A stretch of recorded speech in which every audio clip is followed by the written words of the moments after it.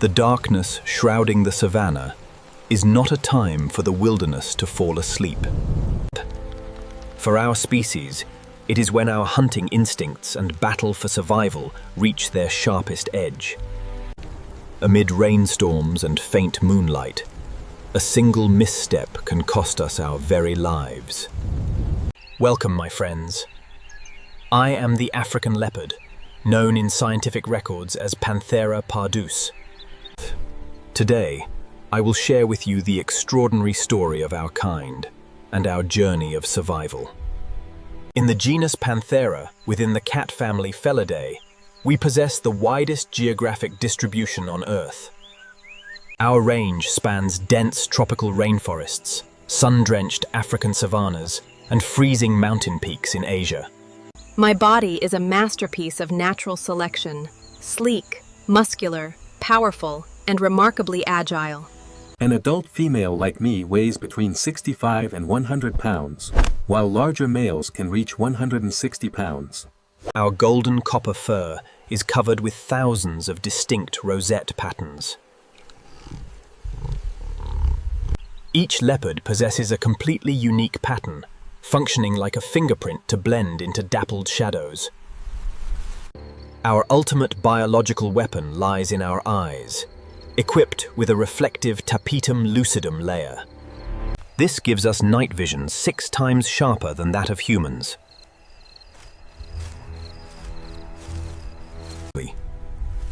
Yet our greatest biological distinction from lions or wolves is our social structure.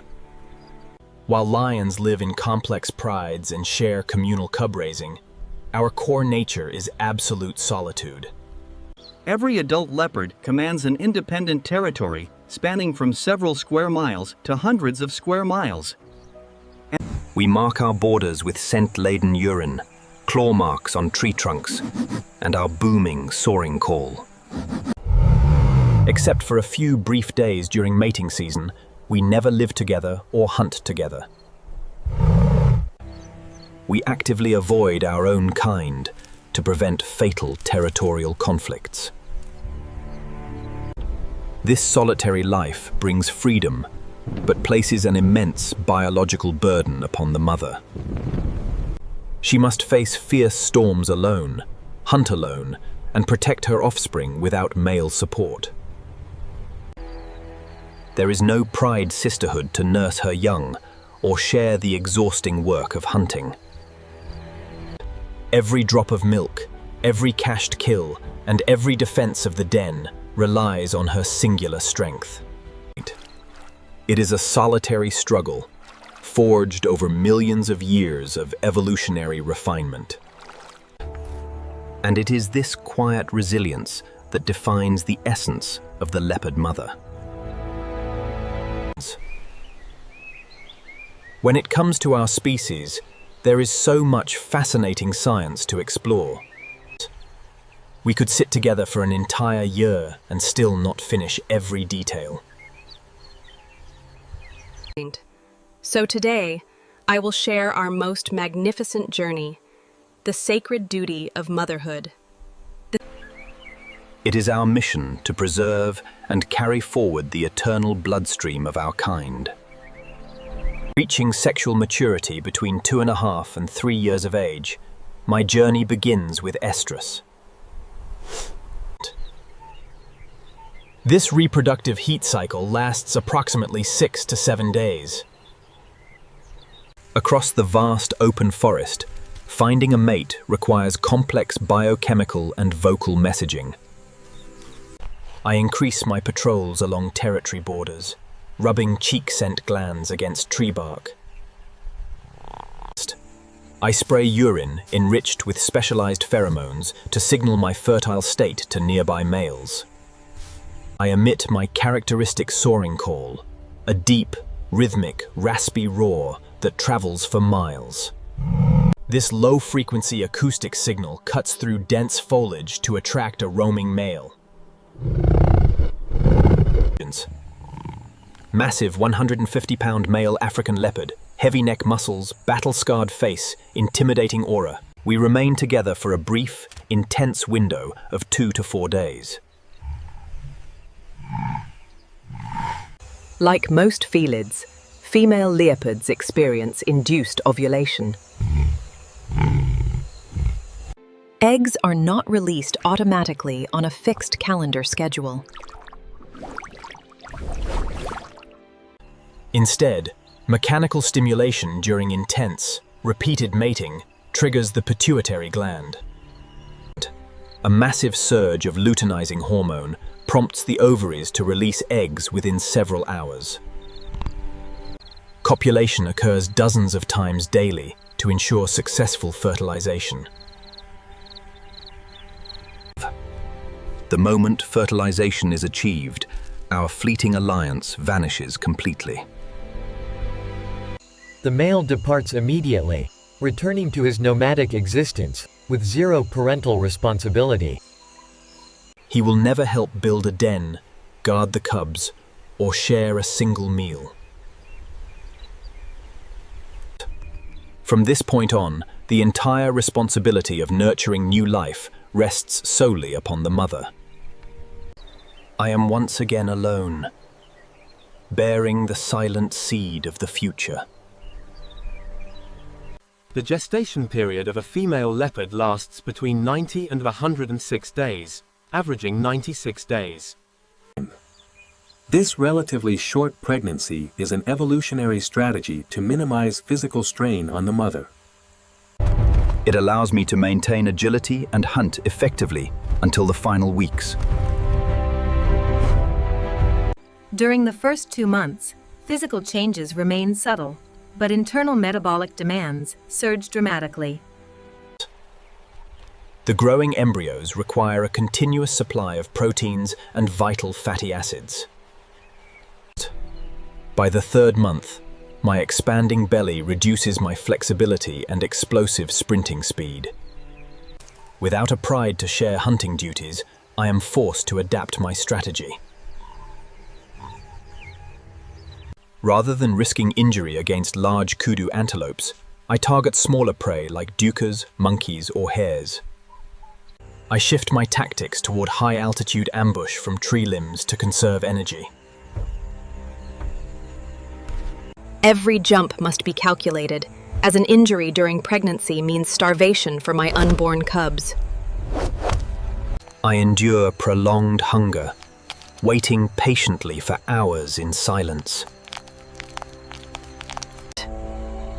My stomach churns with emptiness, yet my focus remains unwavering. As the days dwindle, I scout my territory for the perfect birthing sanctuary. I inspect deep rock crevices, hollow baobab trunks, and dense thorn thickets. The chosen site must offer total visual obstruction from passing predators. It needs elevation and narrow access points to prevent larger animals from intruding. Proximity to permanent water sources is essential for my upcoming lactation period. I mark the surrounding brush lightly, establishing an invisible defensive perimeter. My energy reserves are drained, but my instinct drives me forward. The final contractions begin as night descends over the isolated cliffside. The quiet cave becomes my solitary delivery room. Creation in the wild demands absolute fortitude.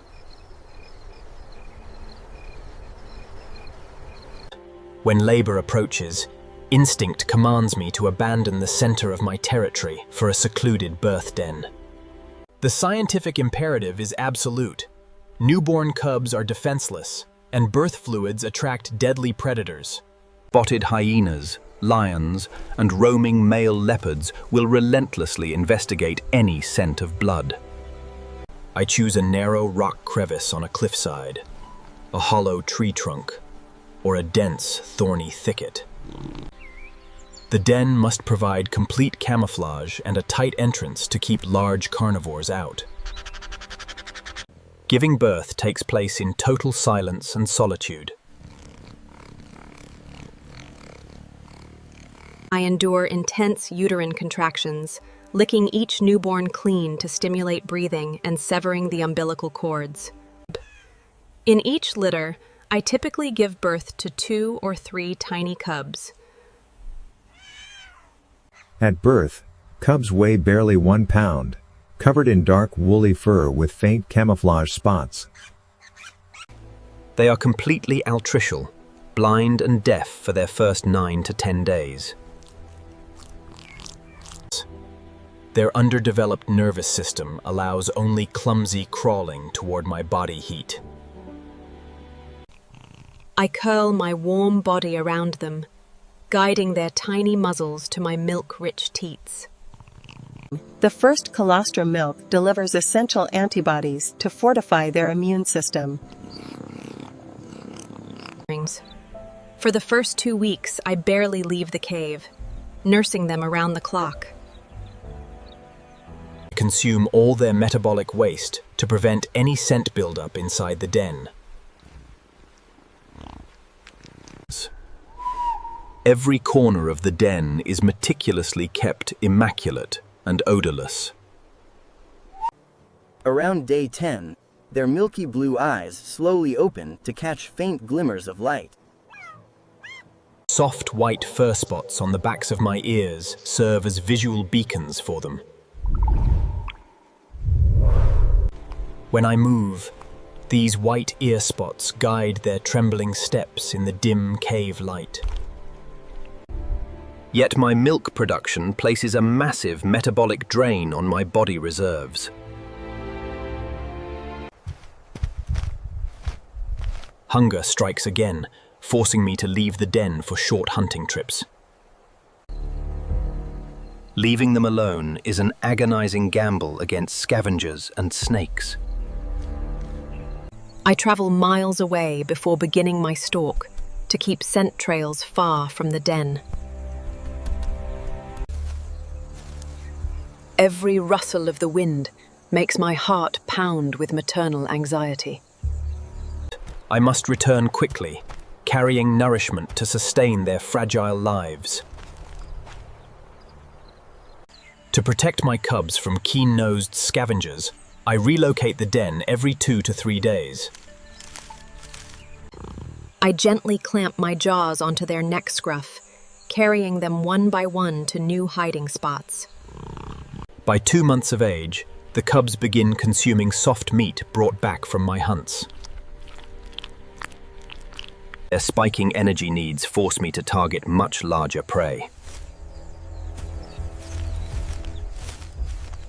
Yet on the open savanna or in woodlands, a carcass left on the ground is quickly stolen by hyenas or lions. To overcome this ecological hurdle, leopards developed a unique mastery: tree hoisting.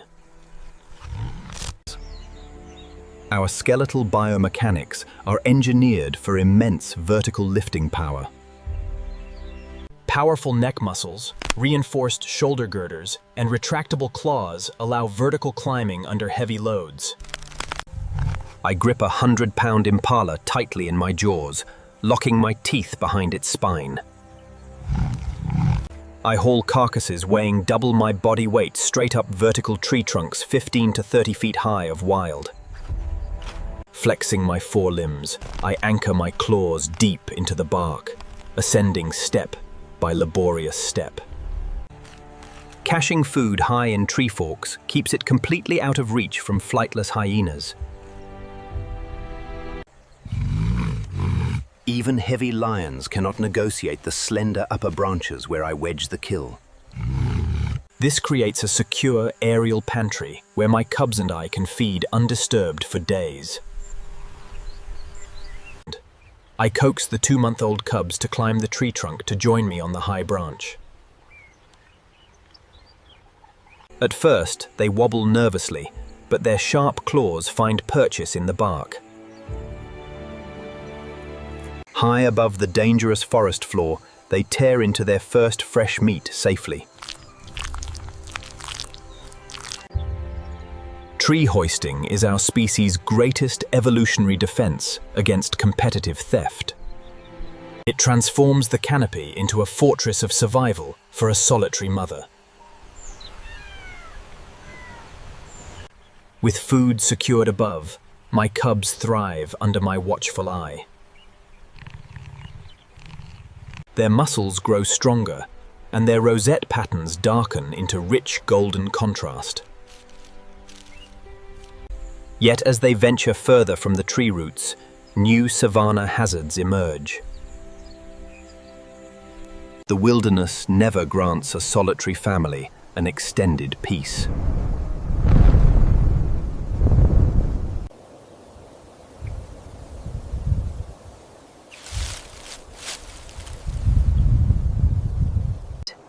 I stand guard on the high branch, scanning the horizon for approaching threats. Raising cubs is a breathless tightrope walk between life and death. Danger lurks constantly in the dark, waiting for a single lapse in alertness. One night, shifting winds carried our scent to a prowling clan of spotted hyenas. Their bone-crushing jaws and cackling calls echoed through the thorn bush near our den base. Fearlessly, I unleashed raspy soaring roars, clawed tree bark, and drew the scavengers away. I charged into the darkness, flashing white teeth and striking with heavy paws to drive them back.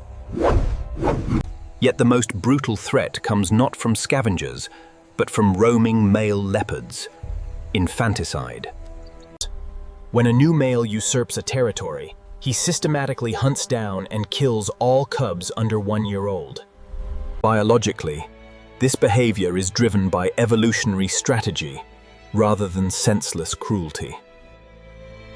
While nursing, high prolactin levels suppress my ovulation, keeping me temporarily infertile. Killing the cubs halts lactation, bringing the mother back into estrus within a matter of weeks. This allows the new male to mate and pass on his own genetic lineage before his tenure ends. Cub mortality in the first year exceeds 50%, with infanticide being a leading cause. To protect my offspring, I hide them in inaccessible rock crevices or relocate constantly. If cornered, I will fight a male twice my size, placing my body between him and my cubs. I use fierce bluff charges, explosive vocalizations, and agility to force the intruder to retreat. Sometimes I feign estrus behavior to distract a roaming male and lead him away from the den. Maternal instinct turns a solitary hunter into an indomitable fortress of protection. Every battle scar on my hide tells a story of survival against overwhelming odds. The cubs huddle silently in the high rocks, trusting my defensive fury completely. When the danger passes, I return to soothe their trembling bodies with gentle licking. We have survived another night, but the crucible of training has just begun. They must learn the art of stealth and lethality to master their own future destiny. I lead them down from the rocks into the tall morning grass. The wilderness is our classroom. and survival is the only test that matters. At 3 months old, the cubs are fully weaned and enter a year-long survival training curriculum. My teaching relies not on vocal commands, but on direct observation and field practice. Lesson 1 is concealment, retracting claws into paw pads, lowering the belly, and moving silently over dry leaves. They practice pressing their bodies completely flat against the earth until they disappear in plain sight. Lesson 2 is reading the wind and ambushing, approaching upwind to hide body scent from sensitive prey. They learn to use rosette camouflage in dappled shade and wait patiently for the optimal strike range under 30 feet. Lesson 3 is the lethal bite and tree hoisting. Leopards dispatch prey with a precise clamp on the windpipe, causing rapid suffocation without damaging canine teeth. I bring home small injured prey so the cubs can practice suffocating bites and haul food up low branches. At first, their bites are awkward and their timing is clumsy, but practice builds perfection. Playful wrestling, pouncing on my tail, and chasing each other serve as vital exercises for muscle growth. Dog battles refine their balance, spatial awareness, and claw retraction speed. By 9 months of age, they accompany me on real stalks across the savannah. I crouch low in the golden grass, and my cubs imitate my exact body posture behind me. They watch how I stalk an impala, freeze when its head lifts, and spring forward with explosive power. When I make a kill, I step back and allow them to practice clamping the throat. Afterward, they assist me in dragging the kill toward the base of our feeding tree. Together, we haul the meat into the high canopy, mastering the vertical ascent under load. Month by month, their confidence grows alongside their expanding body mass. By 12 months, they can successfully capture thaw, birds, and small dukers on their own. Yet they still rely on my strength for large antelopes and territorial protection. I display immense biological altruism, yielding the prime portions of my kills to them. Even when exhausted and hungry, a mother prioritizes her offspring's growth above her own comfort. Their sleek coats shine with health, reflecting the success of our shared journey. But the ticking clock of independence approaches as their body mass reaches adult proportions. Between 13 and 18 months of age, their bodies are muscular, claws razor-sharp, and hunting skills fully refined. Now, nature's harsh but essential rule asserts itself. The mother-cub bond must be severed to preserve territory. Hormone shifts preparing me for a new breeding cycle change my attitude completely.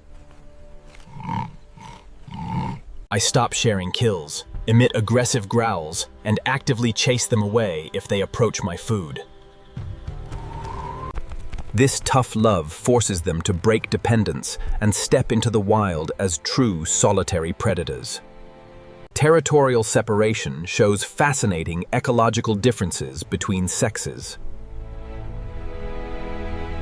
Young females often exhibit philopatry, establishing a territory adjacent to or overlapping their mother's home range. My daughter stays close, and I tolerate her presence without violent territorial disputes. In contrast, young males are driven tens or hundreds of miles away into unfamiliar, hostile landscapes.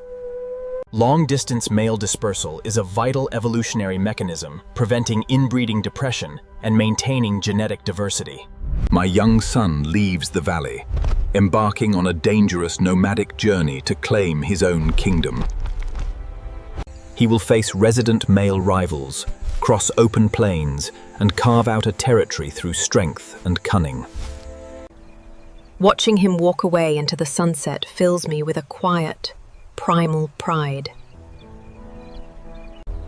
He is no longer my vulnerable cub. He is a lord of the savannah. My daughter rests on a nearby ridge, ready to continue our female lineage in this forest. The severing of our bond is complete, yet the continuity of our species is guaranteed. I return to my solitary routine, patrolling my borders and marking my trees once more. My body recovers its strength as I prepare for the next cycle of life. Over a lifetime, a healthy leopard mother will raise 5 to 8 litters to independence. A mother's greatest victory is not merely surviving the wild, it is giving the next generation a chance to survive without her.